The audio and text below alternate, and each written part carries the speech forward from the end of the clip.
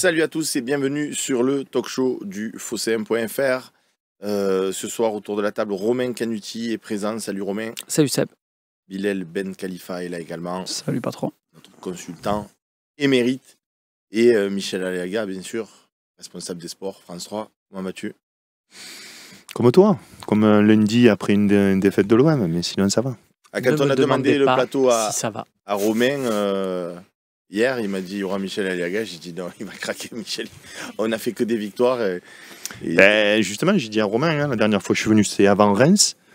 Donc peut-être que je ne sais pas si je vais revenir de sitôt, parce que ça fait un peu chat noir. Fort logiquement, je vais proposer de venir le talk après Paris. Voilà, je suis confiant. Bon les amis, on commence tout de suite ce talk show. D'habitude on s'amuse, on rigole parce qu'on est guilleré, on gagne et tout. Bon là on va rentrer tout de suite. Faut-il s'inquiéter? Alors je vous rassure, on ne va pas envoyer le bébé avec l'eau du bain comme on a coutume de le dire. C'est juste, faut-il s'inquiéter par rapport au choix tactique du coach? Faut-il s'inquiéter par rapport à l'état d'esprit qu'ont affiché les Olympiens? Moi je ne cesse de dire que je vois bien cette équipe aller titiller et le PSG et Monaco pour le titre cette année, même si j'ai conscience comme vous que l'équipe est nouvelle, qu'il faudra du temps d'adaptation, etc., etc. Mais j'ai senti dans cette équipe une âme. On l'a vu parfaitement contre Lyon, où les Olympiens ont fait le dos rond pour s'imposer. Mais là, hier, je n'ai pas reconnu mon équipe. On a bu la tasse et il n'y a pas trop eu de révolte. Il y a eu quelques incursions, le talent de Greenwood. Mais donc, est-ce que vous, après avoir vu ce match, vous vous dites aïe aïe aïe, on peut aller sur une pente glissante ou non? Franchement, même à l'époque des Papin, des Boli, des Waddle et consorts, on perdait aussi des matchs et ça fait partie du foot. Ne nous énervons pas. On a la chance d'avoir Michel, je te donne la parole en premier. Difficile, parce qu'évidemment, on ne peut pas tout remettre en cause après une défaite. Après, on l'a vu venir. C'est une demi-surprise. Je ne fais pas le mec, vous savez, mais quand tu gagnes à Lyon, que tu es reçu à l'aéroport comme ça, c'est très dangereux. Le match d'après, il y avait des petits signaux. Donc des petits signaux notamment que ça fait 3 matchs qu'on gagne, mais c'est un petit peu, on va dire pas volé, mais à Lyon c'est un peu miraculeux, contre Nice c'est bien payé, dans le jeu c'est pas terrible. Moi je persiste à dire qu'il y a des joueurs qui sont pas du standing des autres, et que donc quand tu vises le titre et que tu vois 2-3 joueurs inscrits sur la feuille de match, ça pique les yeux par rapport à d'autres. Il y a beaucoup d'absents. Et puis, je trouve qu'on ne fait pas beaucoup de fautes. Il y a une âme, tu as raison. Je ne trouve pas qu'on ait tant de guerriers que ça. On est un petit peu naïf, pas assez méchant. Et donc, hier, tu t'es fait un peu marcher dessus. Trop d'absents. Manque de talent offensif. Donc, quand même, même si Balerdi et Merlin sont dans le dispositif de Zerbi, pour moi, irremplaçable. Parce que tu vois, tu n'as pas Luis Enrique, Murillo blessé ou suspendu, tu vois. Balerdi et Merlin, ça se voit sur le terrain. Donc un peu inquiet quand même. C'est Strasbourg quand même. C'est une belle équipe. Donc oui, quand même un peu inquiet. Romain? Non, moi, il y a deux choses, et c'est une question à laquelle je ne peux pas répondre.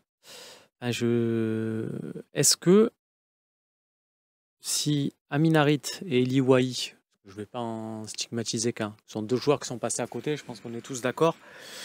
On rentrera peut-être dans le débat, mais voilà, on peut rester sur une zone, ils sont passés à côté. Si ces deux mecs font un grand match, est-ce que la dinguerie Højbjerg derrière, ça passe inaperçu ou pas?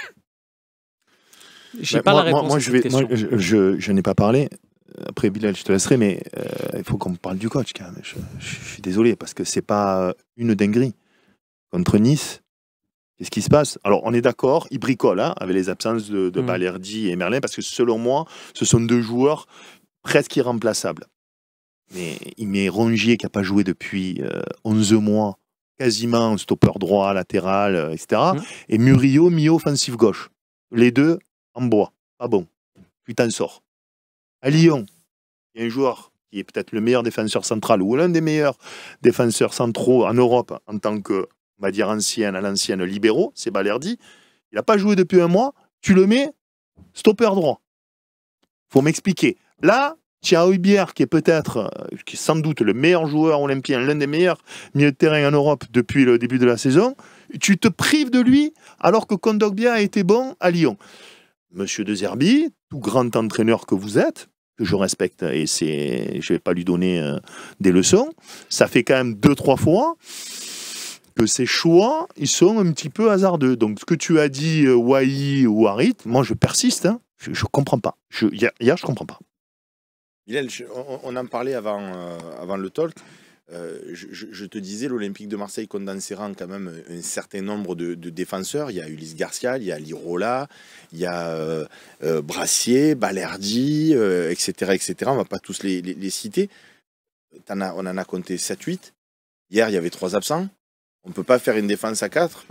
Quel message on envoie aux défenseurs olympiens quand tu es obligé de faire reculer Højbjerg, qui a priori est milieu défensif? C'était la même chose si on avait fait reculer d'ailleurs Kondogbia, qui est lui aussi milieu et qui n'est pas défenseur. Quand tu vois l'effectif olympien, tu as des défenseurs. Donc soit tu les as fait venir ou tu les as gardés parce que tu comptes sur eux. Il me semble qu'Ulysse Garcia et Lirola, on les a fait rentrer à Lyon, c'est eux qui nous sauvent le match. On ne peut pas leur faire confiance. C'est vraiment une question que je me suis posée. Je te pose la bonne question, c'est comment tu récompenses une prestation hors norme de 2 joueurs qui ne devaient plus être là au 30 août. Et là, la récompense, elle n'y est pas pour ces 2 joueurs. Ça, c'est le premier point. Et le deuxième point, je reviens juste sur... Tu te posais la question sur les fautes. On a fait 7 fautes, on en a fait 17, Strasbourg. Juste pour te donner, quand on parlait d'agressivité. Dans les stats, on a gagné plus de duels, mais c'est parce qu'ils ont envoyé des longs ballons ou nos défenseurs ont pris des duels. Mais dans le cœur du jeu, on n'a pas gagné un duel. Et ça... eux, ils ont fait, excuse-moi, mais je laisse poursuivre, mais ils ont fait ces fautes-là, on les a tous vues.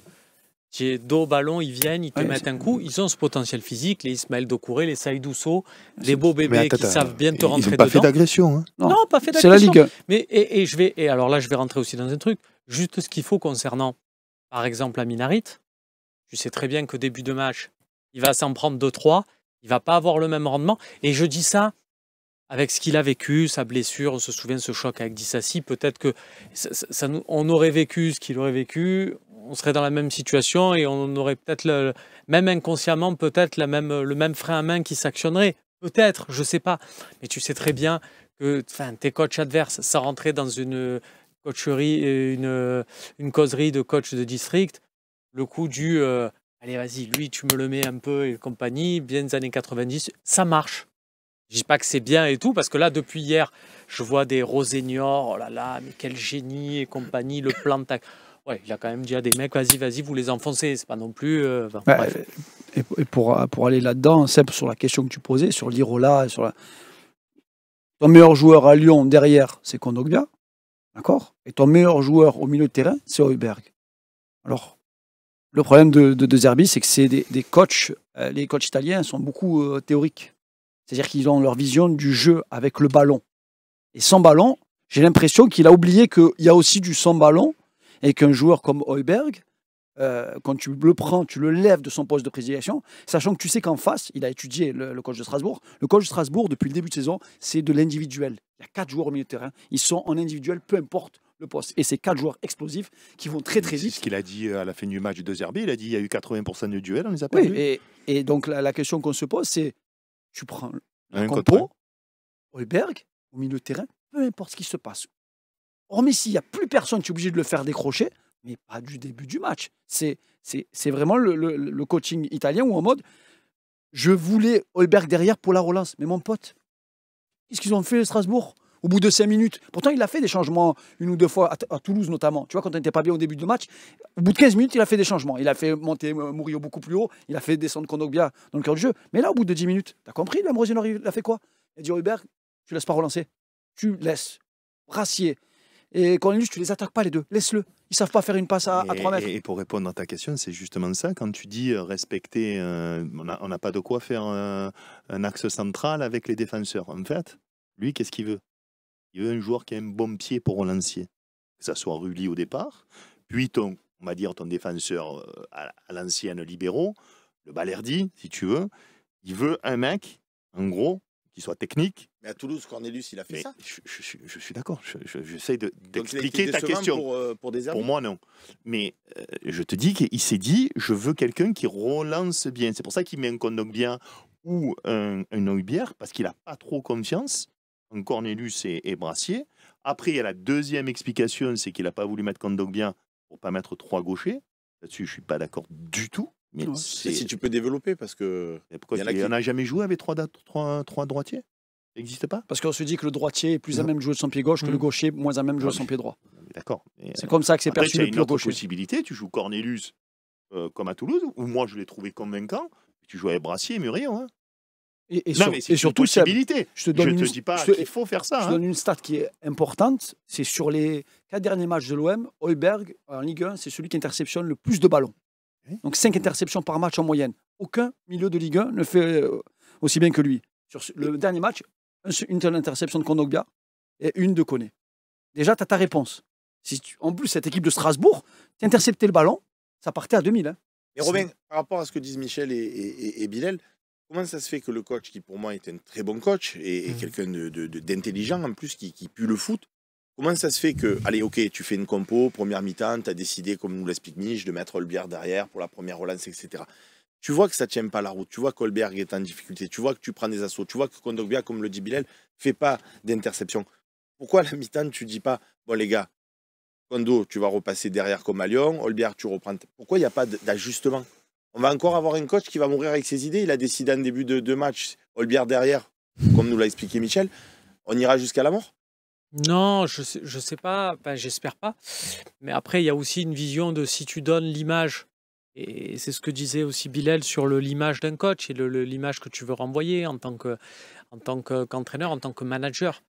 J'ai pris une décision, je me désavoue devant tout le monde et compagnie, ça va me donner du succès sur le moment-là, mais la prochaine fois, si dans un match je lance un truc, le mec dès la 20e va me dire « Oh, change, comme la dernière fois et tout ». Donc j'arriverai plus à me faire respecter. Il y a aussi ce paramètre-là qui rentre en compte. Il y a autre chose dont on n'a pas parlé, mais qui existe dans la psychologie de groupe. Quand il y a eu la signature d'Adrien Rabiot, dans le groupe, il y a des gens qui se sont dit et nous, des gens qui jouent dans son secteur de jeu, donc Kondogbia, Højbjerg, savoir un peu, était un peu curieux. Et l'idée, ça a été de dire aussi, mais il va avoir aussi une place en défense. Est-ce que, ce que je vais dire, je suis conscient que c'est un peu fou, mais il y a aussi ce truc de dire, j'envoie le signal à Kondogbia, tu vas descendre, mais j'envoie le signal à Højbjerg, tu vas descendre aussi. Tu vois, il y a peut-être aussi dans le terme de gestion... Kondogbia, je peux le comprendre, Romain. Kondogbia, je peux le comprendre, parce qu'il est moyennasse au milieu de terrain, alors qu'Højbjerg, c'est ton pion essentiel. En plus, il se greffe, il le fait super bien quand justement les défenseurs centraux ont le ballon, qu'on fait ce petit jeu-là, qui, entre parenthèses, va agacer le Vélodrome, hein, je te l'annonce. Ça, c'est entre deux parenthèses, là, ce petit jeu qui m'a gonflé à moi, et que ça va agacer le Vélodrome. Højbjerg, il est arrivé justement à s'intercaler quand tu faisais pressing, et hop, à être libre au milieu de terrain. Il le faisait remarquablement parce qu'il a une intelligence de jeu incroyable. Et là, pour Kondogbia, ce que tu dis, je l'entends, mais Højbjerg, pas du tout. C'est ton maillon fort. Je suis d'accord, mais j'espère, Michel, j'espère que toute cette théorie a été mise en place, s'est fracassée à la réalité du terrain, et que lundi midi, il est rentré dans la nuit de Zerbi de Strasbourg. Il s'est revisionné le match tranquille, il s'est fait peut-être le... On lui a posé la deuxième question, hein, là-bas, en conférence de presse. Mais là, j'espère qu'il se l'est visionné tranquillou. Il s'est dit, bon, effectivement, voilà, ça, plus jamais. Et ça arrive à plein de gens. Enfin, Par contre, il y a une information que nous, on a eue et qui est réelle, c'est que Højbjerg n'était pas sûr à 100% parce qu'il avait un virus. D'accord? Donc, il n'était pas à 200%.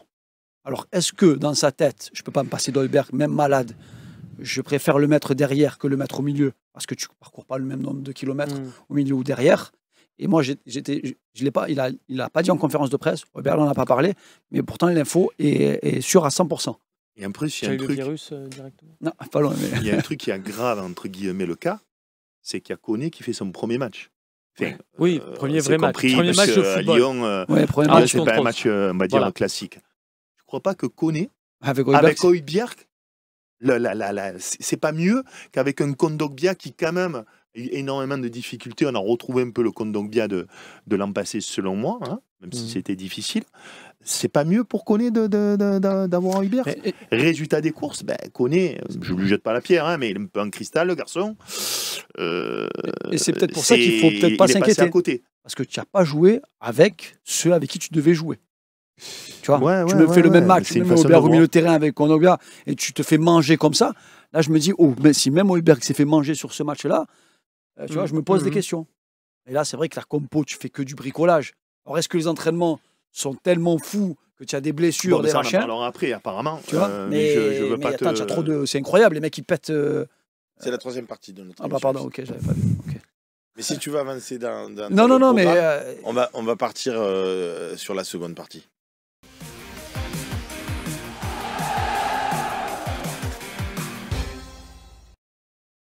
Donc, on s'est posé la question dans la première partie de cette émission. On est toujours avec Romain Canuti, Hillel Ben Khalifa et Michel Aliaga sur faut-il s'inquiéter. Certains pensent que oui, il y a des raisons de s'inquiéter, d'autres non, parce que justement, on n'a pas notre 11 actuel. Mais justement, dans le 11 actuel, on fait vraiment confiance à qui? Moi, sur cette partie, je voudrais vous entendre sur, voilà, moi, ces joueurs-là, on ne les touche pas. Je vais commencer, je vais vous dire Rouli, voilà, c'est le goal, il a mis tout le monde d'accord, il n'y a plus à discuter. Donc, pour vous, quels sont les joueurs sur lesquels il n'y a pas à discuter? Ils jouent point barre, et à l'inverse, j'aimerais vous entendre aussi sur lui, c'est plus possible. Mais quel qu'il soit. Mais là, ça va être aussi, c'est selon ton caractère, c'est massacre à la tronçonneuse. Hein. Non, c'est votre sensibilité à vous. Après, j'ai conscience que ça fait que 6 matchs, etc. Mais bien sûr. Massacre à la tronçonneuse. Non, mais façon de parler, Romain. Pour Je une veux équipe dire, troisième du championnat. je veux dire, non, mais massacre à la tronçonneuse dans le sens où, évidemment, ça dépend si on vient au Phocéen pour dire oh, j'attends décembre, je te l'ai déjà dit ça, on attend de voir et tout. Hein, mais le média training. Nous, on n'est pas dans le média non, training. C'est pas possible. Sinon, on ne vient pas et on ne parle pas. C'est la vérité du moment, on l'a déjà dit plusieurs fois. Moi, je n'en ai pas beaucoup, en fait. Il n'y en a pas beaucoup que je mets. Donc, Rouli, Balerdi, Merlin, qui est blessé, Hojbjerg, évidemment, Greenwood. Ça me fait 5, ça. Et j'ai une belle ossature. Ouais, ça me fait 5. Et je vais en rajouter un, pour moi. 1,5. Ro sûr. Je suis désolé, c'est incroyable qu'il n'ait pas eu sa chance une fois titulaire, ce joueur, par rapport à ce que tu as en magasin, avec deux imposteurs ou deux joueurs qui ont gagné au loto pendant quelques semaines. Et je pense que Mopé, quand même, il doit être un peu plus titulaire. Tu l'as vu contre Nice, boum. Tu le vois hier, il se crée une occasion 2 minutes après, même s'il y a un super ballon de Rabiot. Ouais, il ne se crée pas beaucoup d'occasions, hein, à part le match contre Reims. Donc voilà, moi, c'est mes joueurs-là. Et puis après, je suis désolé, gros doute sur Brassier. Cornelius, c'est pas mal. J'aimerais voir un peu plus Lirola et Garcia par rapport aux autres. Kondogbia. Tu n'as pas parlé de Rongier, Mais non, il est blessé.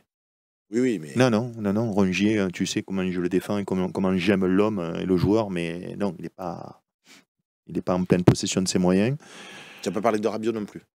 Non, mais Rabiot, il est... Ah, pardon. Non, mais Rabiot, c'est pour le prochain match, la question. Pour le prochain match ou...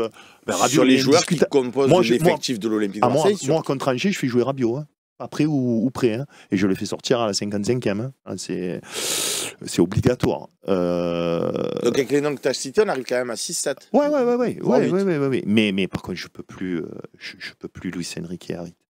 Alors, je sais qu'on va me dire, Michel, il rate un match, Luis Enrique, tu as fait fixette.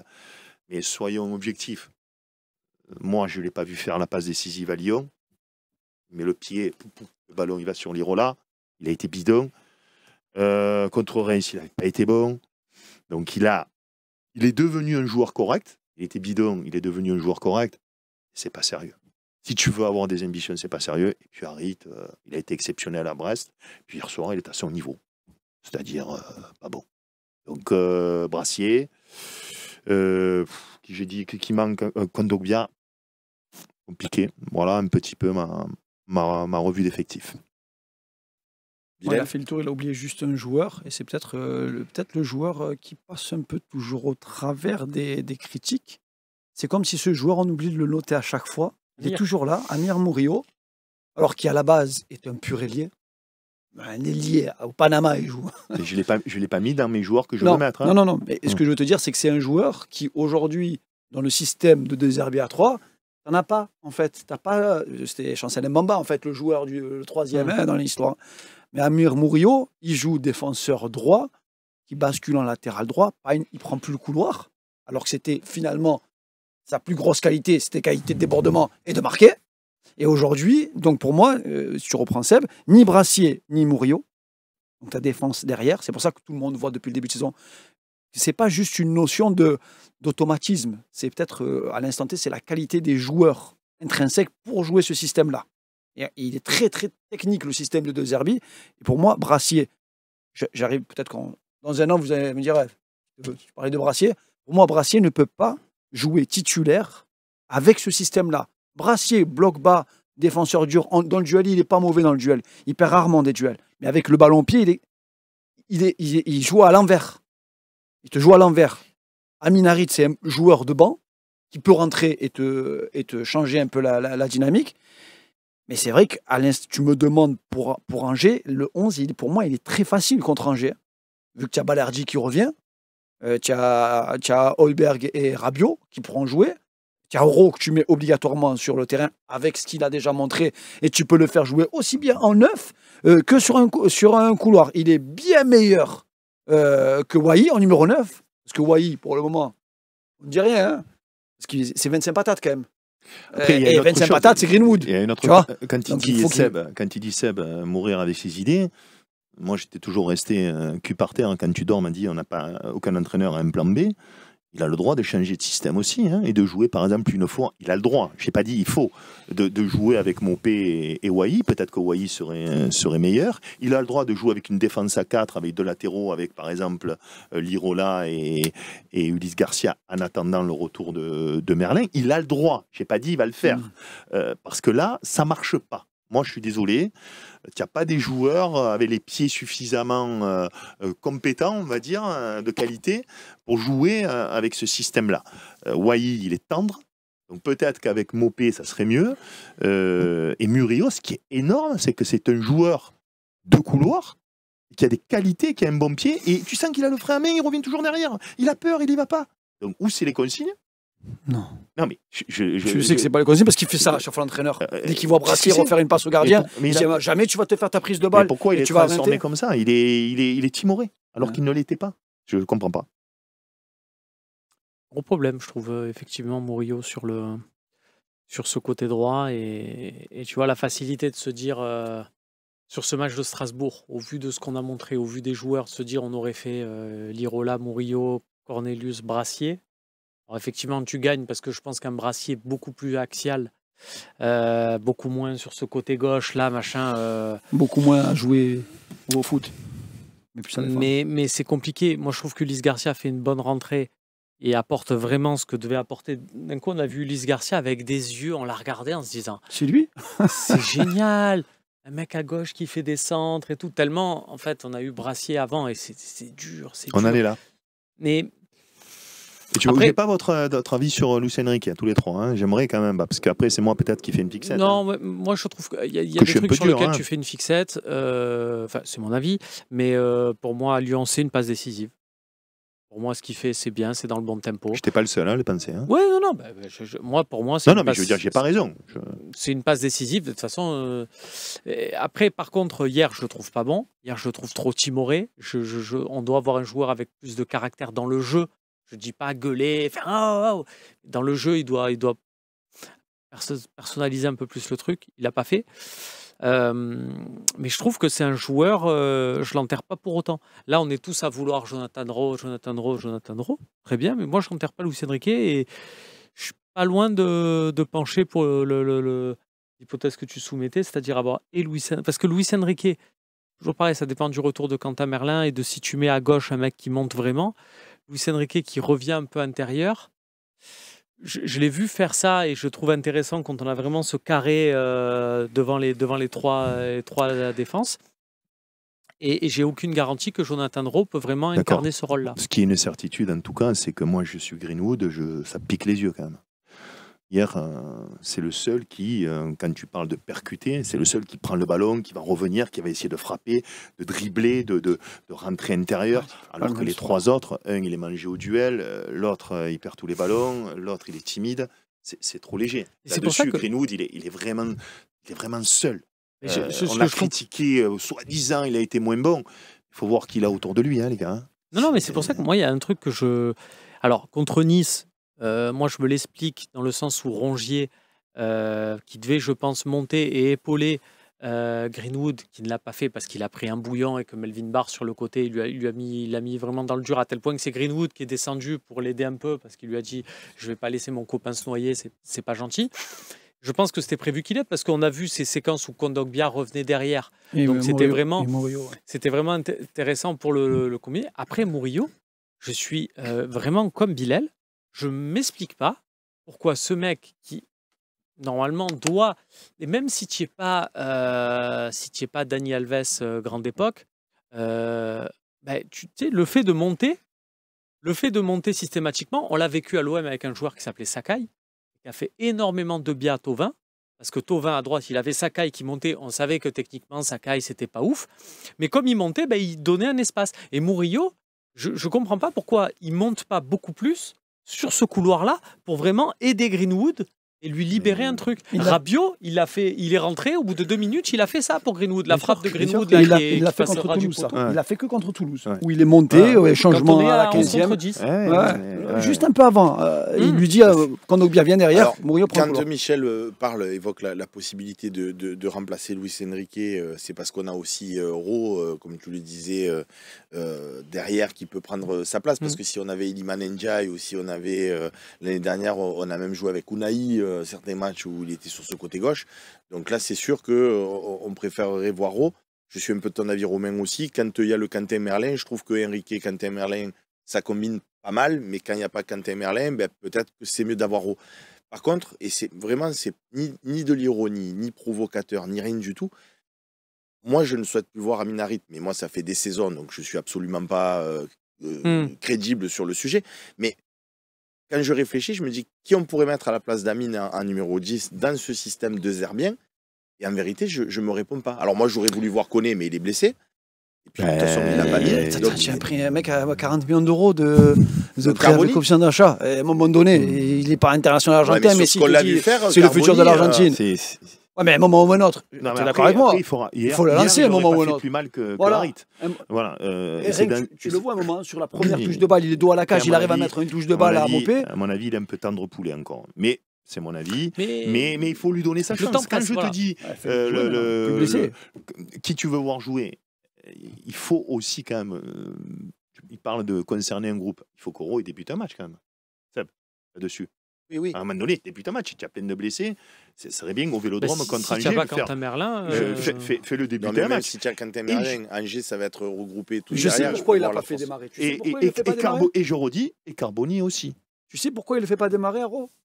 Si vous avez lu l'interview de Ro dans le média anglais, où il dit en gros. C'était athlétique. Où il dit c'est vrai que parfois je suis perdu. D'accord? C'est-à-dire que tactiquement, Luis Enrique, il va jusqu'au poteau de corner pour défendre. Okay. Il se fait les allers-retours. Je pense que c'est pour ça. Il y a un équilibre d'équipe à respecter. Et Ro, tu le sens que c'est un mec, quand il a le ballon, il y va un contre un. Je sais que tu fais la moue, hein, mais la réalité, peut-être qu'il ne le fait pas démarrer pour ça. On en a parlé avec Bastien. Est-ce qu'on peut imaginer pour la suite de cet Olympique de Marseille, voir une Kondogbia devant la défense et Holberg et Rabiot un cran plus haut en relayeur avec Ro à gauche, Greenwood à droite et pourquoi pas Mopé dans l'axe? C'est une solution qui vous semble viable pour utiliser toutes les forces en présence? C'est un 4-3-3 que De Zerbi a mis en place il y a un petit moment. Ce que je te dis, se réinventer. Qui est plus vraiment. Voilà. Et après, peut-être, et effectivement, et c'est arrivé à plein de coachs qui se disent voilà, la Ligue 1. Sampaoli, hein. On a des belles théories. Il a changé vite. Parce que là, on est d'accord que ce match à Strasbourg, on l'a perdu au milieu de terrain. Oui, 100 fois. Donc si tu as Kondogbia, Holberg, Rabiot au milieu de terrain, tu n'as pas beaucoup d'équipes qui vont te marcher dessus. On l'a perdu de partout. Oui. C'est-à-dire que il n'y a pas eu un seul bon joueur. Hormis Rouli. Il n'y a pas un domaine où on s'est dit. Il fait des choses. Après, tu changes juste les numéros 10. Pas tous en même temps. Tu changes juste les numéros 10. Peut-être qu'on ne perd pas de. Attends. Nanassi, tu le mets avec le maillot orange. Et Harit, tu le mets avec le maillot bleu, peut-être que tu perds pas. Hein. Mais tu sais que tu as une réponse où tu peux avoir Luis Enrique, Ro et Greenwood. Hein. Oui. Avec Greenwood qui joue dans le rôle de meneur de jeu. Hein. Parce qu'il sait le faire, il l'a déjà fait. Et Greenwood, il est capable de prendre ses responsabilités et d'être libre plus ou moins sur le terrain parce qu'il sait, entre guillemets, tout faire. Il s'est éliminé, il sait jouer dans la cage, il sait jouer en appui, il a la frappe des 2 pieds, il sait faire aussi les passes. Donc tu peux mettre Rowe d'un côté et Luis Enrique de l'autre côté et Greenwood au numéro 10. Alors, on peut, mais moi vraiment, pour Angers, et parce que tu disais défense regroupée, j'aimerais vraiment, mais parce que c'est une logique, j'aimerais vraiment voir Carboni sur ce match installé au poste de numéro 10 contre Angers. Parce que je me dis, et c'est... En même temps, on ne prend pas trop de risques contre Angers. Normalement, alors on ne sait jamais. c'est les plus mauvais avec Saint-Etienne. Non, mais si on d'accord. commence à avoir peur d'Angers, Mais alors j'ai peur de tout le monde. peur, non. Mais tu vas jouer contre un bloc bas, marque pas les 25 premières minutes, le public va siffler si tu fais ton petit jeu là. Non, mais tout, au-delà, moi ce que je veux voir, c'est qu'à Carboni, je veux non seulement qu'il joue, mais je veux non seulement qu'il y ait un discours qui est de lui dire, garçon, tu as du football, fais, tu vas avoir Rowe à gauche, ou Luis Enrique, machin, on ne va pas se faire débat, Greenwood, devant toi, tu vas avoir Neil Maupay ou quoi que ce soit, derrière toi, tu vas avoir Højbjerg, Rabiot pour assurer le truc. Donc concentre-toi sur ton football, montre-nous, joue comme si tu étais dans, alors on va rentrer dans le cliché, comme si tu étais dans la pampa, la machin, comme si tu as commencé le football, vas-y, montre-nous. Et parce que c'est un joueur prêté, parce qu'il est argentin, parce qu'il est de l'Inter de Milan et qu'on n'a pas, même s'il est un peu tendre poulet pour reprendre ton expression, le mois de mai, il est très rapide pour lui et il va peut-être partir. Montre-le maintenant, on se le montre une fois, comme ça on voit, et comme ça, les prochaines fois, si ça ne marche pas, on reconsidérera d'autres options. Alors après, vous allez me dire, mais tu es en train de dire qu'il va avoir qu'un match, le garçon, pour jouer. Je vais dire, il va avoir un match dans des conditions optimales. Après, il aura toute occasion, s'il rate ce test, de ressortir du chapeau. Mais au moins là, on va se donner cette option-là. Non, mais après il peut faire une Luis Enrique, c'est-à-dire saisir sa chance sur un match et être performant et être bon. Après, tu le lèves plus, hein. Attention. Imagine, il joue vendredi, il est décisif. Je ne l'imagine pas. Pour moi, il est court physiquement et tout. Mais Luis Enrique, à Brest, après, tu le lèves plus, hein. Même si je l'ai critiqué. Dans le même ordre d'idée, moi en tout cas j'ai beaucoup soutenu Wai parce que je trouve que c'est quelqu'un qui par rapport à Lens l'année dernière triche moins avec l'Olympique de Marseille, se dépense sans compter, mais comme l'a souligné Michel dans la première partie de notre émission, à peine Maupay est rentré, c'est déjà créé une occasion, et pour l'instant Wai, je ne sais pas si je l'ai déjà vu tirer au cage sur l'ensemble des matchs. Est-ce que Bilal à un moment donné, il faut comme avec André-Pierre Gignac ou d'autres attaquants qui sont passés par l'OM, De Zerbi l'a dit, c'est mon numéro 1. En 2, il y a Neil Maupay. Est-ce qu'il faut lui donner la confiance pour arriver à le faire éclore à Marseille? Et on sait que c'est pas facile. Ou est-ce qu'à un moment donné, on se dit non, là, Wai, je t'aime bien, mais tu vas faire un petit tour sur le banc. Maupay va prendre ta place. Et à toi de regagner ta place. Quelle est ta philosophie? Quelle est ta vision sur ça? Moi, je pense qu'il peut le griller en le laissant encore sur le terrain. Donc, je pense, tu peux aller trop loin. C'est-à-dire, tu vois, il y a des joueurs où tellement ils l'ont laissé, le mec, mentalement, il est cuit. Et le Vélodrome, une fois, 2 fois, contre Angers, tu touches Canet contre Angers, ils vont vraiment le prendre en grippe. Moi, je suis le coach et je vais même vous dire, dans le recrutement de Wai, moi qui ai suivi Brighton et en plus, tu regardes la data de Brighton, dans le rôle de ce joueur-là, jamais, même le choix de Wai, il me paraissait surprenant. Alors, le choix de Maupay, il était très cohérent en deuxième attaquant. De Zerbi, il a validé Wai pour autant. Oui, mais moi j'étais surpris parce que dans le jeu de Zerbi, vraiment, le rôle du numéro 9, c'est 9,5, c'est pas 9. Il vient toujours jouer dans le cœur du jeu. Et Wai, sur ce que je vois, dans le cœur du jeu, c'est pas un joueur qui sait tenir face à quelqu'un qui te tape dans le dos. Maupay, 1m71, tu peux essayer de lui prendre le ballon dans les pieds. Ils ont souffert, donc, les Niçois au Vélodrome. Donc moi, je suis d'accord avec lui structurellement, avec toi, Bilal. Mais par contre, je le fais jouer contre Angers. Je vais t'expliquer pourquoi. Sinon, tu le perds. Parce que contre le PSG, imaginons, le prochain match au Vélodrome, c'est le PSG, hein, après Angers. On est bien d'accord. Je pense qu'il y aura Maupay contre le PSG. Donc, moi, je prends le pari, je les mets tous les deux. Je mets une équipe offensive, tu vas jouer bloc bas, à déséquilibrer. Mais en tout cas, j'en vois. Voilà. Je prends, en tout cas, essayer de prendre Rowe, Maupay et Wai. Je lui dis, voilà, garçon. Et tu joues comment, du coup? Je joue avec 2 attaquants de pointe, j'ai pas peur, ou Maupay juste derrière, si c'est pas Carboni, juste derrière Wai et Rowe sur un côté avec Greenwood. J'en vois. Ça peut le faire. Contre Angers, je suis désolé, je les ai vus, tu l'as dit toi-même, c'est pas Strasbourg. Strasbourg, on le savait, ils avaient mis 3 buts contre Lyon, Rennes, Lille, on le savait. Alors, Angers, on a vu. Ils vont jouer bloc bas, ils peuvent faire ce qu'ils veulent, même s'ils ont les consignes de nous presser. À un moment donné, bon, voilà. Donc, j'estime que contre Angers, c'est Wai, Minot. Voilà, c'est maintenant. Parce que. Mais est-ce que, comme l'a dit Bilal, tu n'as pas peur d'aller trop loin et qu'après il soit pris en grippe? Ben, il sera pris en grippe, il ne jouera pas contre le PSG. Il faudra peut-être, tu verras ce qui se passe à Montpellier et tu attends après le PSG pour le remettre. Mais il faut laisser passer le match du PSG. Là, c'est Minot. C'est vendredi pour moi, c'est un des premiers tournants de la saison. Dans le sens où on va voir sa composition d'équipe, on va voir s'il va faire des choix forts, on va voir s'il va relancer d'autres joueurs, on va voir si Rabiot joue d'entrée, s'il rejoue d'entrée Wai. Ça peut être un élément de bascule, selon moi, de la saison, même si l'adversaire est soi-disant abordable. Parce que cette défaite qui arrive à Strasbourg, on est d'accord, on lève l'euphorie, etc. On le sentait quand même arriver. C'est pas, on n'a pas surdominé les matchs, où on s'est dit, on s'est baladé. Moi, j'avais dit que match nul, je prenais. Voilà, mais c'est compréhensible. Mais moi, dans le jeu, je me disais, si on n'a pas la réussite qu'on a depuis le début de saison, parce qu'on a une réussite chirurgicale, avec, tu parlais des X-goals, des expected goals, on l'a encore vu sur ce match. C'est ce que Michel a dit. Le goal, il a fait des parades. Ouais, et nous, il en a fait. Et nous, il en a fait combien? Nous, à la mi-temps, tu peux être 3-0. Hein. Eh oui, sans problème. Et même après, il y a une autre arrêt. Si c'est Barcola, il y a 3-0 en face. Parce qu'aussi, il y a un petit pénalty qui n'est pas sifflé. Alors, ça ne change rien. C'est-à-dire qu'il marque le pénalty, il ne t'en met pas 2 ou 3 derrière. Mais il y a un pénalty quand même pour l'OM qui est pas. Enfin, contre nous. Faute de Cornelius en début de match dans la surface. Il peut. Ça peut. Il peut. Mais bon, Rouli a encore été très bon. On a fait des débats sur l'arbitrage quand c'était contre nous. C'est pas je flagrant, me flageller ou quoi que ce soit, mais c'est juste pour expliquer aussi le biais cognitif, parce que des fois on a l'impression que tous les arbitres sont contre nous. Quand c'est contre nous, on fait des parties dédiées de talk, on en revient le talk d'après. Quand c'est pour nous, on n'en parle pas. Mais donc on peut être 3-0 à la mi-temps. Mais moi je pensais que comme on était clinique, on pouvait revenir malgré tout. Et ça a failli se faire avec ça l'arrêt miracle. Donc, si je vous suis, quand l'équipe est au complet, même si avec Babou et Max, que j'embrasse, on a déjà fait des centaines de talks où on dit c'est tout un groupe, etc. Mais pour dessiner un peu votre 11 à vous qui serait idéal, c'est-à-dire on a tous les joueurs à disposition, on va jouer contre Paris.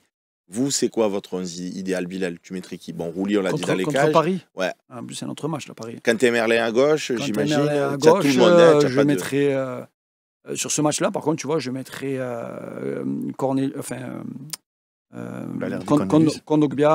je mettrais Kondogbia derrière avec Balerdi, et soit avec Murillo ou soit Cornelius, tu vois. Donc j'hésite entre les deux, mais... Sur le côté droit, donc, Cornelius ou Murillo. Je vais lever Brassier, parce que j'aime pas Brassier, j'aime pas ce qu'il propose. Et après, au milieu de terrain, tu es censé avoir Rabiot. Et... Du coup, ça te mettrait Kondogbia axe, excusez-moi, Balerdi axe gauche. Je mettrais plutôt Kondogbia axe gauche, ouais, à la place de Brassier, tu vois. Ok. Je mettrais plus dans ce rôle-là. Finalement, Et Cornelius axe droit? Ou Murillo axe droit. Ok. Comme il joue actuellement, quoi. Balerdi et Murillo. Et si tu joues à 3 comme il fait en ce moment, il y a Murillo, Balerdi. Milieu de terrain, Holberg avec Rabiot. Milieu de terrain, Holberg avec Rabiot. Greenwood. Sur ce match-là, je laisse Luis Enrique et je tenterai Rowe et Mopé devant. Donc Rowe à droite? Ouais, Rowe à droite et Greenwood dans le cœur du jeu. Je ne veux pas le voir avec Nuno Mendes ou avec Hakimi, je veux le voir dans le cœur du jeu. Tu dis contre Paris, c'est-à-dire que si on joue contre d'autres équipes, tu seras amené à changer ce 11 ou c'est 11 que tu pourrais reconduire? Non, surtout pour Paris, c'est vraiment Paris. Pour moi, parce que tu vas jouer un match quand même... Je me demande comment tu vas réussir à contenir un Barcola. Quand je vois les errements défensifs, j'ai très peur de ce couloir droit. Ok, on aura le temps de parler de Paris. Bon, on a fait le tour de l'effectif. On passe tout de suite à la troisième partie de notre émission.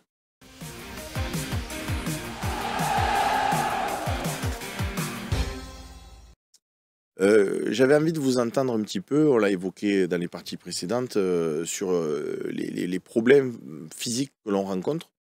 Parce qu'on a dit De Zerbi, coach à l'italienne, belle préparation, etc.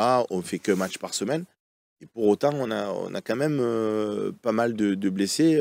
Loïc Lachaud nous montre la liste des blessés depuis le début de la saison. Donc Leonardo Balerdi, Quentin Merlin, Koné, Rongier, Meïté, Carboni. On a quand même des blessés pour des gens qui ne jouent pas toutes les semaines. Wai, qui contre Nice a été incertain. Il a eu une blessure musculaire dans la semaine. Finalement, il était dans le groupe. Alors on parle que des blessures effectivement, Michel, musculaires, hein, parce que là, comme tu nous disais, Hulberg, il a un virus. Bon, ça n'entre pas ligne de compte. Effectivement, aussi. forcément. Oui, et puis Merlin, bon, c'est Baticle qui nous l'a tué. Hein. Merci l'équipe de France Sport quand même. Hein. Parce que ça change quand même beaucoup nos compositions d'équipe. C'est choquant ce qu'il a fait. Hein, Baticle, il a en fait plus, jouer hein, sur ce 94 minutes, Blessé. 2 matchs en 4 jours. Ce qui est assez scandaleux. Enfin bon, passons. Moi, j'ai deux pistes. Autant parfois je suis radical. Là, j'ai pas de. C'est à cause de ça, tu vois, je sais pas. J'ai une première piste, évidemment, qui est une préparation où, comme tu n'as qu'un match par semaine, il force un petit peu. Beaucoup, il s'entraîne plus que quand tu fais des matchs tous les 3 jours. C'est une piste, encore une fois. Hein. Et avec une préparation à l'italienne, et que, bon, tu as beaucoup souffert, je sais pas, dans la préparation, où tu forces dans la semaine. On a vu les entraînements, une partie des entraînements, ça y va. Une deuxième piste, il y a pas mal de joueurs dans la liste qui ont eu des pépins ou des soucis. Je pense à Rongier qui revient de 11 mois. Je pense à Meïté qui devait partir, qui était court physiquement, qui a eu des soucis personnels avec ce qui s'est passé à la commanderie. Koné aussi. Koné, il est arrivé blessé, donc peut-être qu'il a voulu compenser pour être titulaire. Qui a encore Carboni, il a été un peu blessé, peut-être un peu en cristal, et il se reblesse, etc. Donc voilà, Vous avez des infos d'ailleurs de Koné? Non, c'est grave ou pas? Pas encore, mais juste Koné, ça reste quand même le symbole d'un joueur qui a fait compétition cet été. En fait, lui, tu sais pas si tu es quand sa saison dernière s'est arrêtée et quand celle-là a commencé, parce qu'il a tout joué. On parle beaucoup de cadence infernale. Et en fait, moi, je prendrai du recul sur ces blessures et l'effectif de l'OM. J'élargis à ce qui se passe en Europe. Je me dis que c'est ni plus ni moins ce que je vois à Manchester City, à Barcelone, au Real Madrid. Mais ils jouent tous les 3 jours, Romain. C'est ça. Alors, eux jouent plus. Et il y a beaucoup de On est croisés. d'accord. Il y a pas mal de croisés. C'est vrai aussi. Nous, on joue Ligaments croisés. Hein. Oui, nous, on joue moins, mais un mec comme Koné qui est sollicité en sélection, ben voilà, c'est là que ça arrive. C'est ces cadences-là, c'est ces joueurs-là qui sont concernés. Koné, Quentin Merlin, voilà, c'est des joueurs. Des fois, tu as des joueurs aussi. Ça a concerné Balerdi qui a fait des voyages aussi avec sa sélection, même s'il n'a pas joué, mais il était dans le groupe et puis finalement, machin. Il y a de plus en plus de matchs pour ces joueurs-là, avec les matchs internationaux et autres. Et des saisons comme ça où on se dit on est sans Coupe d'Europe, machin, on va être focus. Ben non, eux, ils ont ces voyages-là aussi en plein milieu et ça touche. Moi, il y a quelques saisons, et puis là en France, on voit ça. Il y avait, vous vous souvenez, Lucas Paqueta, quand il était à Lyon, il était revenu d'un voyage le jeudi, jouer le samedi, enfin des trucs. Je te dis, à un moment donné, le mec va exploser. Jonathan David à Lille et tout. Donc voilà, ça se passe. Voilà. Après, on a un effectif taillé pour aller au-delà de ça, normalement. Bilal. Tu prends Brighton, la saison dernière, je crois qu'il y a un moment, il a 11 blessés dans son effectif. Donc le pic qu'ils ont eu en début de saison, ils ont eu un creux de janvier jusqu'en mars. Il a perdu tous ses meilleurs joueurs. Moi, j'ai eu l'écho ce week-end, par hasard, de perdre un joueur qui s'entraîne avec les professionnels. Il me disait en rigolant, à l'entraînement, il faut venir avec les protèges. Hein.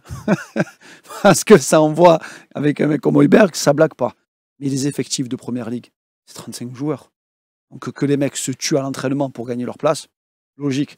Donc tous les joueurs que tu as cités, alors, le seul qui n'est pas blessé, qui est incroyable, c'est quand même Kondogbia. C'est-à-dire que c'est un miracle ce qui se passe cette saison. Kondogbia pas blessé, et avec toutes les blessures qu'il a connues. Mais trop d'intensité. Beaucoup d'intensité. Je trouve que c'est très bien. Peut-être que sur le long terme, ça paiera. Oui, sauf que hier, j'ai vu une équipe sans timorée, sans intensité. Ils le mettent à entraînement, mais plus dur de mettre en match. Donc, je te disais, à part Greenwood qui tente des choses vraiment sans aucune prise d'initiative, je les ai trouvés vraiment apathiques, comme s'ils avaient joué le jeudi. Tu vois ce que je veux te dire? Et c'est en ça que c'est excitant, c'est Michel. Fou, hein. Et c'est en ça que c'est excitant. Parce qu'on a vécu il y a 10 ans un truc avec Bielsa où les mecs, c'était le soulagement, le match, parce qu'ils faisaient une semaine où ils en avaient marre et donc du coup, ils lâchaient les chevaux sur le match et on avait une équipe qui courait partout. Sauf que 6 mois plus tard, on a vu que les mecs, du coup, ils couraient plus du tout. Et là, tu te dis, peut-être que ces bases-là vont être intéressantes pour la suite. On n'a aucune certitude. C'est ça qui est beau aussi. C'est ça qui fait qu'on va suivre cette saison et compagnie. Mais l'hypothèse qu'on peut garder aussi, c'est que ça va nous permettre de régler la mire pour la suite. Et ça se trouve, on va faire des émissions en juin. Alors, je vous dis pas, c'est pas le. Si ça se trouve, on va se faire des trucs, on va se dire, vous vous souvenez, le départ et tout, on était un peu hésitant et compagnie, machin, et puis après, c'est lancé. Tu as des matchs qui te lancent un truc. Lyon, ça t'a lancé mentalement, mais tu n'as pas le match référence qui te lance une équipe, qui te la laisse sur un nuage. Ce qui est sûr, Seb, c'est que j'ai été critique un petit peu avec certains joueurs et avec De Zerbi sur certains choix. Ce qui est sûr, c'est que depuis la première journée, tu n'as pas pu quasiment aligner 2 fois de suite une même défense centrale. C'est hallucinant, j'ai rarement vu ça. C'est-à-dire... De rouge en 5 journées, c'est incroyable. Et blessure. Rouge et blessure. Rouge et blessure. Suspension, premier match, par exemple, de Brassier. Brassier, ouais. Tu te rends compte ce que je veux dire. Donc, il ne joue pas... Tu as le deuxième match. Tu as le deuxième match où tu as les 3. Hein, à Reims, ouais. Mais sinon, tu n'as jamais pu... Et en plus, se greffe après Merlin. Donc, pour aligner une équipe, je veux dire, identique, avec des repères défensivement, ça n'a pas été possible, mis à part un match sur 6. Voilà, c'est un petit bémol que je donne, si tu veux, aux critiques sur les mecs qui, derrière, ça cherche un peu les automatismes. C'est l'avantage d'un Rabiot que tu prends, qui te fait des saisons à 35 matchs, ou d'un Heuber qui te fait des saisons à 35 matchs. Quand tu les prends, tu sais que ces joueurs-là, tu peux dormir tranquille, ces postes-là, tu as beaucoup de joueurs quand même dans le cœur du jeu, tu as quand même pas mal de joueurs. Un Harit se blesse, un Carboni se blesse, tu te dis, bon, c'est pas grave, ça ne va pas me transformer en équipe. Par contre, on le savait depuis la fin du mercato, que tu ne pouvais pas changer 11 joueurs de l'effectif et que tu avais un point faible, c'était derrière, en espérant qu'il y ait des joueurs qui se révèlent. On s'était dit ça. Parce que Babou Meïté, il n'a pas fait 1 minute. Donc, il n'a pas démarré un seul match. Après, il n'aime pas. Hein. Oui, voilà. Mais il fait partie de l'effectif. Michel, devant et Bilal et Romain, je pose la question à tout le monde, mais devant les difficultés, et vu qu'on le paye, un petit retour de M. Chancel, c'est possible? Non. C'est fini. Non. Je pose quand même la question. Quel dommage. Je sais la réponse. Mais... Tu la poses, mais tu as raison. Je crois que c'est Slim il a fait un très bon débrief par ailleurs ce matin, selon moi. Il faut arrêter de parler de Chancel. Je comprends que tu la poses. Vu les carences, c'est fini. Donc next. Moi je redis quand même que il nous manque un talent offensif. À part Greenwood, on est light. C'est mon avis. Un gros joueur, tu vois.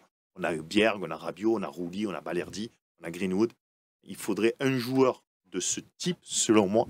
Parce que tu es gourmand. Tu as mis 15 buts en 5 matchs, donc tu peux pas te dire que c'est que ça, quelque part. Les chiffres sont là. Tu nous as dit qu'Oro, il était bon. Tu as mis 5 à machin, 3 à l'autre. Oro, il est bon, mais on va le voir. Je veux le voir. On va le voir, titulaire aussi. Donc s'il est bon, ce sera lui ton joueur sur le plan offensif. J'attends.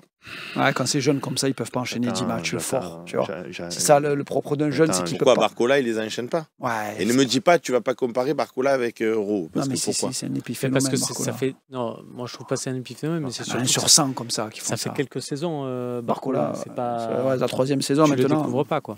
C'est pas cette saison. C'est dur pour un jeune d'enchaîner 10 bons matchs. Il va t'en faire un très gros. C'est dur pour tout le monde, pas que pour les jeunes. Ouais, mais surtout les jeunes. Et quoi qu'il en soit, vendredi, il faut des changements. Allez, on va passer tout de suite à la partie des questions-réponses.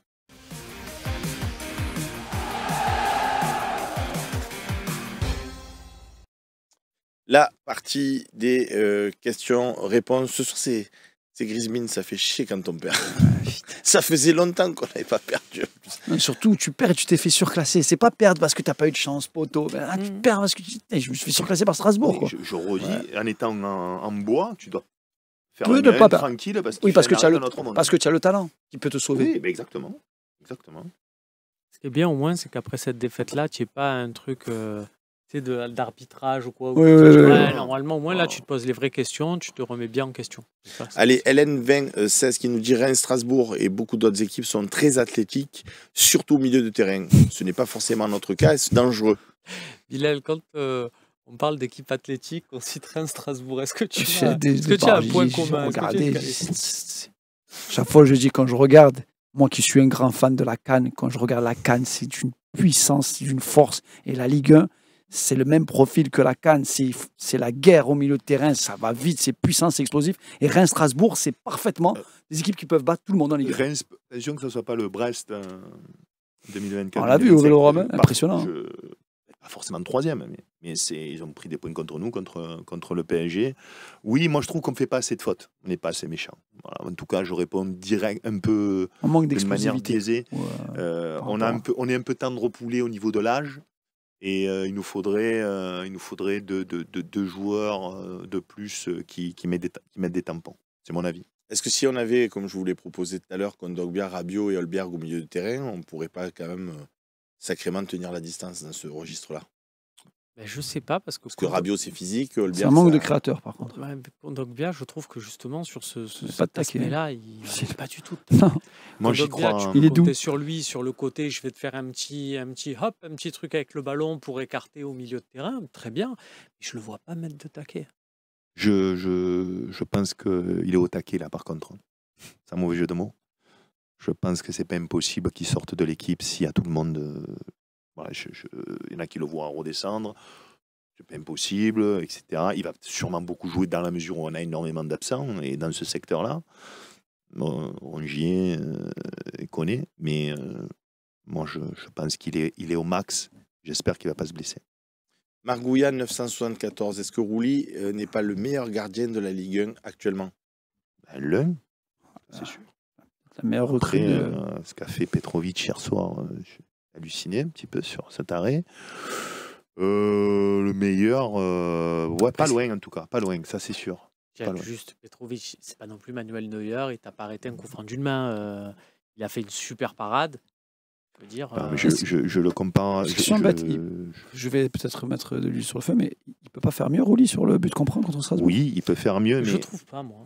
Ah bon? Je trouve que ça C'est va pas Nissi super qui l'a vite. envoyé, non? Non, mais Bah, je trouve que oui. je peux te répondre là-dessus. Vraiment. Vas-y. Je vais donner un petit peu des coulisses. Mon fils est gardien en U17. On fait des séances vidéo. Je regarde les championnats européens et je fais les vidéos avec arrêt sur image. D'accord? Le nombre de buts qu'il y a entre les jambes, c'est hallucinant en Europe. C'est-à-dire que le mec arrive en face à face. Et donc, qu'est-ce que tu fais? Est-ce que tu fermes les jambes, mais le ballon, évidemment, il peut passer sur le côté. Le mec, il enveloppe à droite, à gauche. Ou alors, tu fais le geste en croix. Mais tu fais le geste en croix, tu peux être piqué. Et donc là, il arrive sur le côté où, pour moi, Murillo, il est fautif parce qu'il reste dans l'axe, il ouvre la porte. Il arrive à un endroit où il est comme ça, et il lui met plein axe. Ouais. Bien sûr, s'il reste les jambes Il peut dans la le truc, sortir. il peut la sortir. Et je trouve que c'est très très dur, d'autant qu'il t'a fait quand même deux Ah face oui. à face, il les a sauvés. Il a fait contre Nice, à Lyon. Face à Donc, face, je pense que c'est le meilleur gardien de Ligue 1 Donc actuellement. lui reprocher, c'est pas ce que tu fais, non, c'est pas pose la ce que je question. dis. Je trouve que c'est un peu too much. Et puis- Voilà mon ressenti. Puis il y a un aspect gourmand. psychologique aussi. Ouais. T'es gardien, tu suis l'occasion, tu vois le joueur qu'on t'a ciblé et que tu as ciblé parce que tu as préparé ton match, comme dangereux et Nanassi, qui décale son latéral gauche.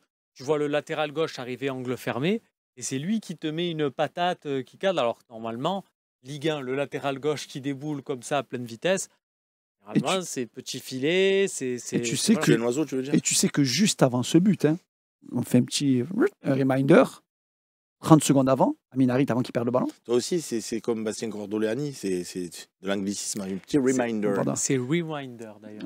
Ok, vas-y. Sorry, guys.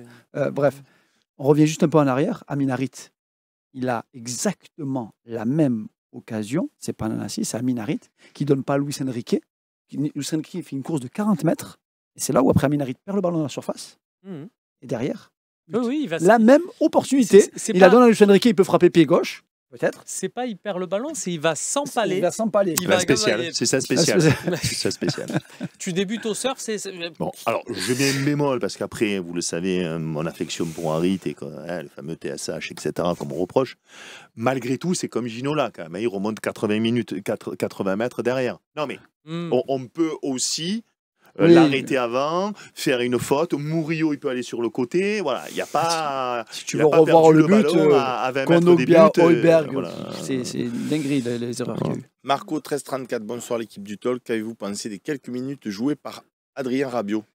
Intéressante. J'ai bien aimé. Intéressante. Incroyable. Première passe, galette. Le mec qui C'est un rentre, but. le mec qui rentre, il fait une passe remarquable, c'est-à-dire qu'il a fait plus qu'Harit, que Luis Enrique, que Wai, que Koné presque, même si Koné a des circonstances atténuantes, en 2 minutes.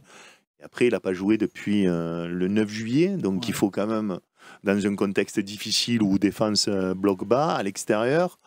Après, il est un petit peu timide, mais c'est Adrien Rabiot, il apporte quelque chose, une certaine prestance. Évidemment, on attend beaucoup plus, mais moi, je trouve que son entrée, elle est quand même pas Moi, mal. je trouve qu'il a fait honneur à son statut. Dès le début, il a fait honneur à son... Sur un premier match, pas être juge paix, mais sur un premier match, je trouvais par exemple que Kondogbia, donc au Pana pour ceux qui s'en souviennent, là, à Athènes, je trouve qu'il n'avait pas fait honneur à ce statut. Je m'étais dit, mais j'attendais...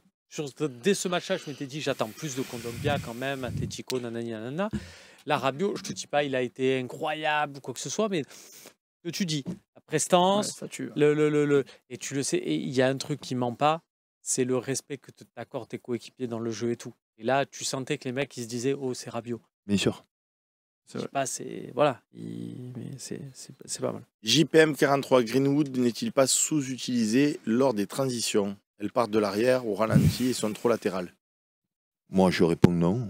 Je dis simplement qu'il n'est pas aidé. Voilà. Si tu as, pas 3, mais 2 joueurs de son niveau, que ce soit dans l'axe ou en numéro 10, tu vas voir, il fait déjà beaucoup de dégâts. Ça va être monstrueux. Donc, je trouve pas. Mais c'est mon avis. Moi, sur cette question, la vision de De Zerbi, c'est je pars par la gauche pour finir toujours sur Greenwood. Et pas l'inverse. Je travaille à gauche pour finir sur Greenwood. Le nombre de fois où je vois Murillo qui ne veut pas donner le ballon à Greenwood, pendant le match, je dis mais il est fou, ton seul créateur, donne-lui le ballon, tu as le ballon, je lui passe à Greenwood. Et après, il va se passer quelque chose avec le joueur. Mais je pense qu'il a... Je dis, il théorise beaucoup le football, le coach, et je pense que dans sa tête, c'est je pars à gauche et je finis à droite et c'est Greenwood qui frappe. Ouais, il veut pas que ça devienne le Greenwood FC. Anova007 sur Twitch qui nous dit quand est-ce que Quentin Merlin sera de retour? Vas-y, réponds, Romain. A priori, on a une réponse, vas-y. On espère Angers, mais j'ai peur que ça soit un peu juste. Non, moi je réponds Montpellier au mieux. C'est-à-dire, il y aura la trêve internationale. Il peut pas, il aura un mois de... Ça fera quasiment un mois, je ne dis pas de bêtises, c'était le 10 septembre, je crois, qu'il s'est blessé. 10 septembre. Donc là, on sera le 4 octobre. Je pense que c'est court pour le faire jouer. Il a 15 jours supplémentaires. Donc dans le groupe j'espère dans le groupe pour Montpellier et jouer contre Paris. Peut-être 20 minutes à Montpellier. J'aurais jamais cru une dépendance de Merlin quand je l'ai en fin de saison. C'est incroyable. Transformation. Nacho 09400 qui nous dit que pensez-vous de la lenteur au niveau des relances? Qualité de pied. C'est très simple. C'est très très simple. C'est qui la lenteur dans la relance, c'est qui? Quel joueur? On parle de qui? On parle de Brassier. Mais je pense que voilà. Il n'y a pas que Brassier. Moi, quand Seb a lu la question. Touche 100 ballons par match. Oui, mais il n'y a pas que Brassier. J'ai l'impression Il a dit en conf. Il a dit à Brest. Quand tu parlais du petit jeu, tu faisais référence à ça aussi, non? Ça tourne, ça tourne. Oui. Mais si tu as Balardi, c'est pas pareil. Si tu as Balardi et Rabiot dans ton équipe, excuse-moi, ça change quand même au moins 50% des choses. Tu as 2 joueurs qui ont des pieds. Et donc là, tu avais Kondogbia qui était un peu lent et Koné un peu timide, plus Brassier. Et Cornelius et Murillo. Donc, tu te rends compte si tu as 3 joueurs que sont Merlin, Rabiot et Balardi, c'est pas la même équipe. En fait, tu sais, la prise de balle, le meilleur exemple de joueur qui a été à l'OM pour un défenseur, c'est Chancel Mbamba. C'est-à-dire que sur sa prise de balle, il gagnait toujours 1 à 2 secondes. Et ce que ne sait pas faire Brassier. Et de toute façon, quand Brassier reçoit un ballon, ses épaules ne sont jamais orientées pour aller vers l'avant. Superbe réflexion. Et on en revient, on ne va pas encore faire les débats, mais Gigot, il n'est pas pire. Fred Spars qui nous dit le début de saison avec 100% de réussite n'est-elle pas finalement trop belle? A-t-on vu le vrai niveau de beaucoup de joueurs hier soir? C'est mon avis, mais on n'est pas radical. Il a dit, Romain, il a raison, il faudra peut-être d'autres débats dans quelques mois. Moi, je le pense pour Luis Enrique et Harit, encore une fois. Brassier, je me pose beaucoup de questions. Kondogbia, je pense qu'il est au taquet. Voilà, Le vrai niveau à l'instant T, ok, mais c'est pas du tout le vrai niveau qu'aura l'équipe plus tard. Voilà. En revanche, je pense que tu as ton nombre de points normal. Parce que tu peux en avoir 2 de plus contre Reims. Voilà. Tu peux en avoir 2 de moins contre Nice. Lyon, c'est particulier. En tout cas, moi, je me suis dit, après la défaite contre Strasbourg, je me suis dit, à la réflexion, si on m'avait dit tu perds contre Lyon, ce qu'on aurait dû faire à 11 contre 10, et tu gagnes sur Strasbourg, pour revenir sur ce que dit Michel, on aurait exactement le même nombre de points. On aurait dit, ouais, mais ils nous ont volé à Lyon. On s'est remis à l'endroit contre. Mais qu'est-ce que j'ai aimé les taper à Lyon dans ce contexte. Oui, parce qu'ils ont gagné 2 matchs, là, derrière. Ils ont perdu contre nous. Alors ils ont gagné à Olympiakos, ils ont gagné à Toulouse. Mon Dieu, Toulouse-Lyon, les amis. Je l'ai vu C'est quasiment en entier. Hold up. Je crois que j'ai jamais vu ça de ma vie. Purge. Hein. Non. Ils avaient gagné mais de 5 buts, Toulouse. Ouais, Il a fait 12 miracles, des miracles de Péry et tout. Et eux, ils vont marquer à la 95e. Ah, c'est hallucinant quand ça veut tourner un résultat, que tu dis que tu joues au loto. Alors, je te cache pas, moi, j'ai pas vu le match, j'ai vu que les buts, mais le but de fin. Et tu sais, on te dit Malik Fofana, le sauveur. Donc, je pensais à un déboulé sur le côté. Là, et, tout. Et là, je vois ce contrôle dans la surface. Mais par contre, Seb, je m'excuse, mais Lyon, ils ont des joueurs offensifs. Ils en ont 8. Ils en ont 8. Ils en ont trop. Nous, on en manque de qualité. Tu vois, moi, Cherki, je suis pas fan. Hein. Il rentre Cherki Lacazette. Tu vois, ça peut marquer des buts, quoi. Voilà. Orban, Mikotadze, même Zaha, même si Zaha et Mikotadze, ils sont pas dans le coup, on en manque, nous. La frappe de Mule qui nous dit bonsoir, ne pensez-vous pas que si Mopé et Greenwood marquent, l'analyse serait complètement différente ce soir? Non. Alors moi je te dirais non parce qu'on a quand même eu plusieurs mi-temps où on a été très très moyen depuis le début de saison. Donc on peut rater une première mi-temps. On l'a fait contre plusieurs équipes où on a été très très moyen dans la première. Et on a réussi à gagner au talent.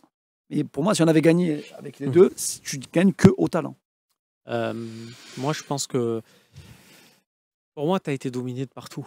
C'est-à-dire que si je fais le ratio attaque-défense de Strasbourg, c'est Strasbourg qui gagne. Milieu-milieu, c'est Strasbourg qui gagne. Et défense-attaque de Strasbourg, j'ai vu les attaquants nous mélanger, pour reprendre l'expression d'Idriss. Donc, pour moi, c'est une vraie défaite. Et quand je dis vraie défaite, ça veut dire que peut-être que Mopé marque. On n'en sait rien non plus. Nous, on considère ça comme acquis. Mais derrière, Strasbourg, il pousse, il marque. Je ne le crois pas.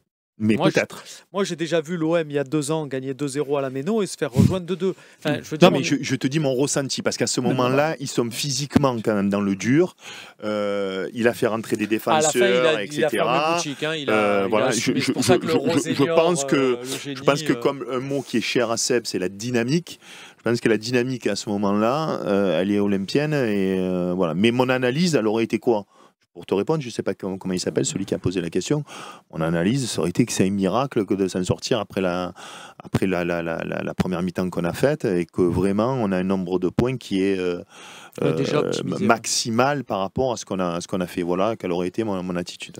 Le Duc 59 OM qui nous dit Roberto De Zerbi annonce une équipe à 60% de ses capacités. Est-ce que nous ne nous sommes pas vus trop beaux trop tôt?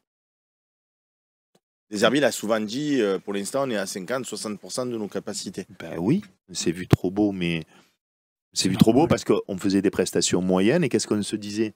On se disait, en étant moyennasse, on gagne quand même nos matchs, comme tu le dis, au talent. Il y a une âme, on a un bon gardien, ça nous sourit. Je crois que c'est Romain qui a utilisé le mot le pain blanc, me semble-t-il. Donc, à la fois, on s'est vu trop beau, mais c'était légitime. C'est-à-dire qu'on voyait un petit peu des manques. Et ça souriait. Donc on se disait, en étant un peu plus rodé, en maîtrisant un petit peu mieux quand Rabiot va venir, quand on aura l'équipe. Ça peut toujours arriver, Michel.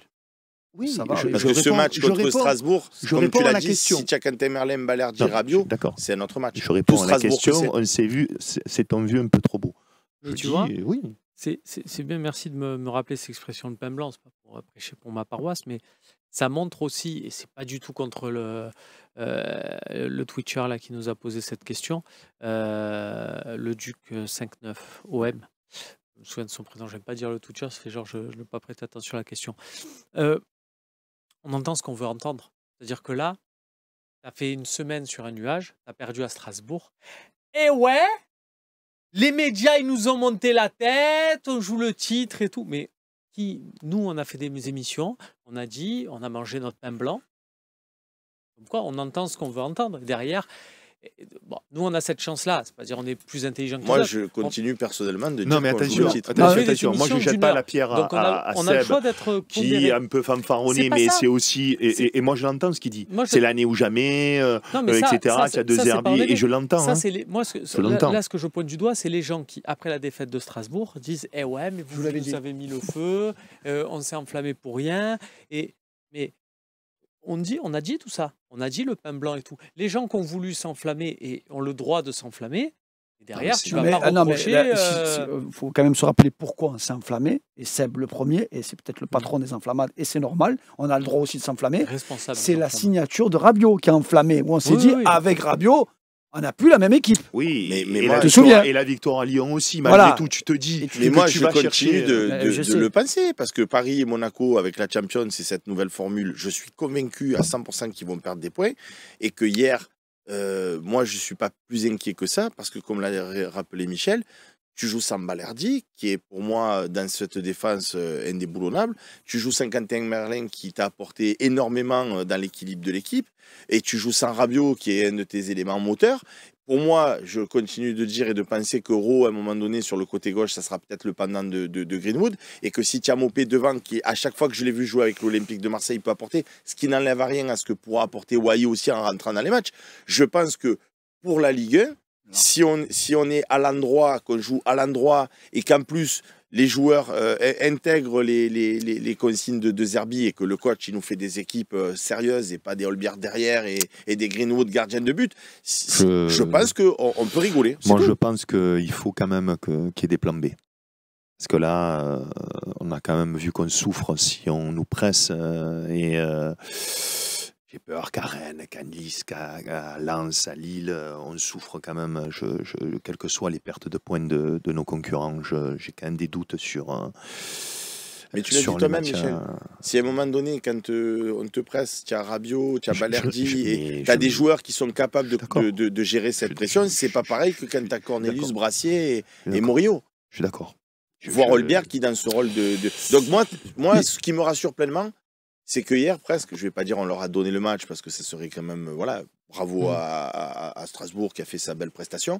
Mais si j'avais vu notre équipe avec, encore une fois, Balerdi, Quentin Merlin, Rabiot en pleine forme et tout le monde, et que j'avais vu ce match-là, je dirais, les gars, c'est impossible. On ne pourra pas être champion. Mais là, il y avait tellement de facteurs. Moi, je veux dire, quand je vois Wai au niveau où il est, et pourtant, je l'ai défendu depuis le début de saison en disant, il essaye, il se bat, etc. Mais moi, j'attends plus de l'avancée. Je ne parle pas d'Harit, parce que... À l'exception de Leverkusen l'an dernier et de Arsenal en 2004, des équipes qui finissent champions invaincus, il n'y en a pas. Ils ont tous perdu des matchs. Donc, mais après, j'espère que De Zerbi ne va pas se bielciser.